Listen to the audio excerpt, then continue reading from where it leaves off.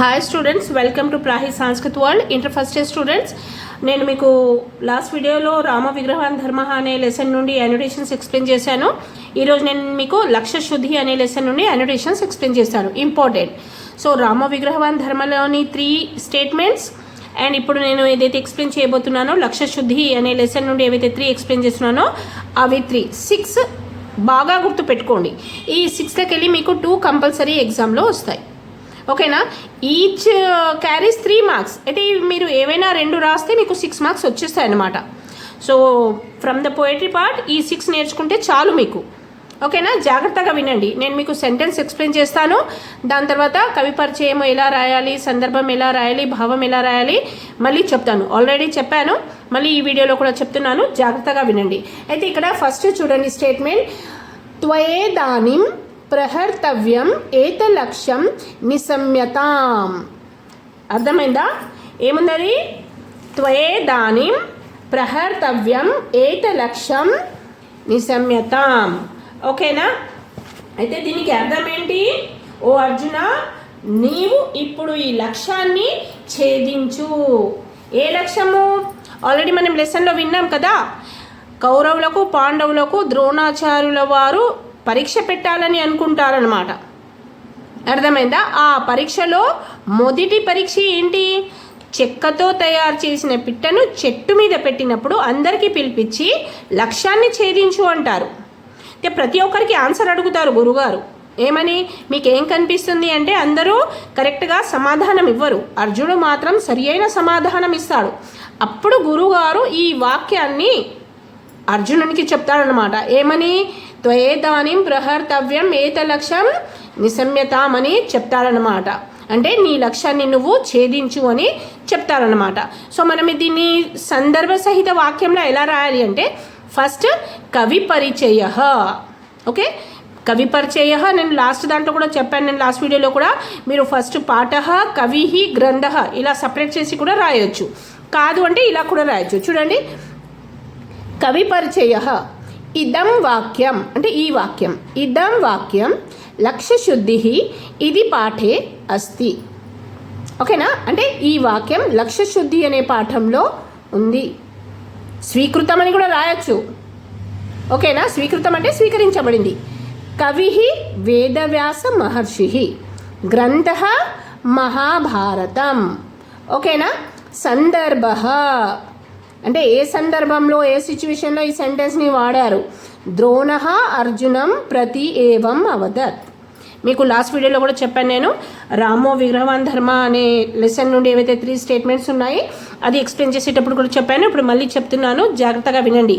సందర్భం రాసేటప్పుడు ఎవరైతే ఈ సెంటెన్స్ని చెప్పారో వాళ్ళ పేరు ఫస్ట్, ఎవరితో చెప్పారో వాళ్ళ నేమ్ సెకండ్ ప్లేస్లో రావాలి. చూడండి, ఫస్ట్ ప్లేస్ ద్రోణ. ఎందుకంటే ద్రోణాచార్యులు చెప్పారు ఈ సెంటెన్స్ కాబట్టి ఫస్ట్ ద్రోణ. ఎవరికి చెప్పారు? అర్జునునికి. కాబట్టి అర్జునం ప్రతి ఏవం అవదత్, ప్రతి ఏవం అవదత్ రాసేయాలి. ఎవరు చెప్పారో వాళ్ళ ఫస్ట్, ఎవరికి చెప్పారో వాళ్ళ నేమ్ సెకండ్. భావ ఏతలక్ష్యం నిశమ్య ఇదానీం త్వయాం ప్రహర్తవ్యం. మాకు ఈ సెంటెన్స్ పెట్టుకోవడానికి డిఫికల్ట్ అవుతుంది మ్యామ్, ఎలా చేయాలి అని అంటే సింపుల్గా ఇదే స్టేట్మెంట్స్ రాసి ఇది అర్థ ఇది భావ అని కూడా రాయొచ్చు.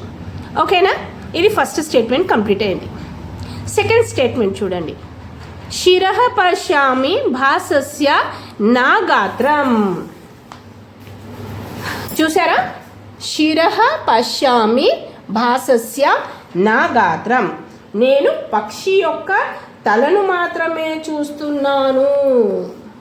ఎవరు చెప్పారు ఇది? లెసన్ గుర్తుందా? లెసన్ గుర్తు చేసుకోండి. శిరః పశ్యామి అంటే నాకు తల మాత్రమే కనిపిస్తుంది. ఎప్పుడైతే ద్రోణాచార్యులు పరీక్ష పెట్టారో అర్జున్కి అడిగాడు, ఏం కనిపిస్తుంది నీకు అంటే నాకు పిట్ట యొక్క తల మాత్రమే కనిపిస్తుంది అని చెప్పాడు అర్జునుడు కదా. కాబట్టి మనం ఇక్కడ ఏం చెప్పాలి? ఇక్కడ అర్జునుడు ద్రోణాచార్యులకి చెప్పాడనమాట ఈ మాట. మీ బాణాన్ని నీకేం కనిపిస్తుంది అన్నప్పుడు ఈ వాక్యాన్ని వాడబడింది అనమాట. గురుగారు అడుగుతారు, నీకేం కనిపిస్తుంది అర్జున అంటే నాకు తెల మాత్రమే కనిపిస్తుంది గురుగారు అని చెప్పాడు అనమాట. ఆ సందర్భంలో ఈ వాక్యాన్ని వాడారు.